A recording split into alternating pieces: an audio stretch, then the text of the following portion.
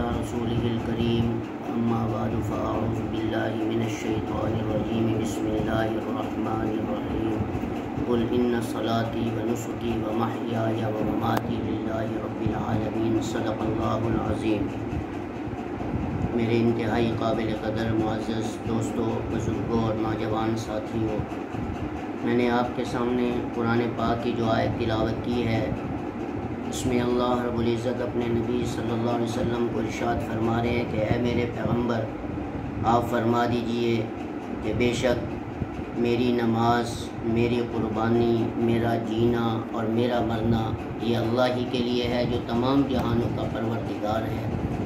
मेरे अज़ीज़ दोस्तों, इस आयत में अल्लाह रब्बुल इज़्ज़त 4 चीज़ें बयान कर रहा है।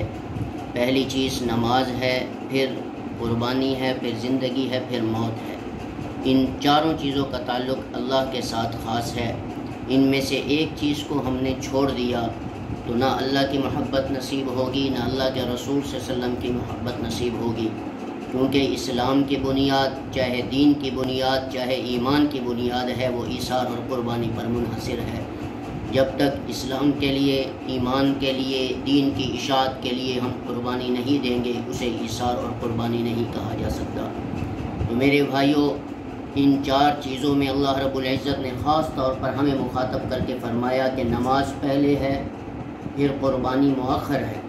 इसीलिए रसूलुल्लाह सल्लल्लाहु अलैहि वसल्लम ने इरशाद फरमाया ईद उल अज़हा के मौके पर कि पहले ईद उल अज़हा की नमाज़ पढ़ी जाए, फिर उसके बाद क़ुरबानी की जाए। अब यहाँ पता चलता है इस लफ्ज़ से कि नमाज मुक़द्दम है और क़ुरबानी मुअख्खर है। इबादत की इब्तिदा है यहाँ और इबादत में इंतहा भी यहाँ है।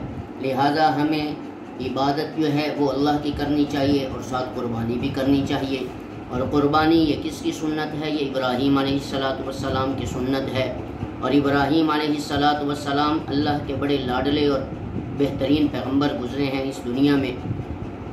हाजी अगर हज करने के लिए जाता है, मिना में जाता है, मुज़दलिफ़ा में जाता है, अरफ़ात में जाता है और शैतान को कंकरियाँ मारता है, फिर क़ुरबानी करता है, हज के तमाम मनासिक अल्लाह ने इब्राहीम अलैहिस्सलाम और उनके ख़ानदान के साथ मनसूख कर दिए हैं। और ये मनसूख इसलिए किए हैं कि हज़रत इब्राहीम अलैहिस्सलाम ने बहुत बड़े इम्तिहान अल्लाह को दिए। अल्लाह ने इनको इम्तिहान से नवाजा। हर इम्तिहान में इब्राहीम अलैहिस्सलाम कामयाब हुए। लेकिन याद रखें, जिन पर ज़कात फ़र्ज़ ऐन है उस पर क़ुरबानी भी वाजिब है। जिस पर ज़कात नहीं वो क़ुरबानी भी नहीं कर सकता। बाद हज़रात क़ुरबानी के लिए सबसे कम कीमत वाला जानवर और कमज़ोर और लाग़र जानवर ज़िबा करते हैं। उनको इतना पता नहीं कि जनाब रसूल सल्लल्लाहु अलैहि वसल्लम ने इरशाद फरमाया कि इब्राहीम अलैहिस्सलाम की उम्दा सुन्नत को ज़िंदा करने के लिए जानवर भी अच्छा हो, महंगा हो, मोटा हो और अच्छे से अच्छा जानवर अल्लाह के रास्ते में अल्लाह के नाम के लिए कुर्बान करना चाहिए, ताकि सवाब मिले, दुनिया में भी इज़्ज़त हो, आखिरत में भी इज़्ज़त मिले। तो मेरी दुआ है अल्लाह रब्बुल इज़्ज़त हम सबको इब्राहीम अलैहिस्सलाम की सुन्नत को ज़िंदा करने की तौफ़ीक़ अता फ़रमाए। उम्मीद है कि आपको मेरी ये वीडियो बहुत अच्छी लगी होगी। अस्सलामु अलैकुम व रहमतुल्लाहि व बरकातुहू।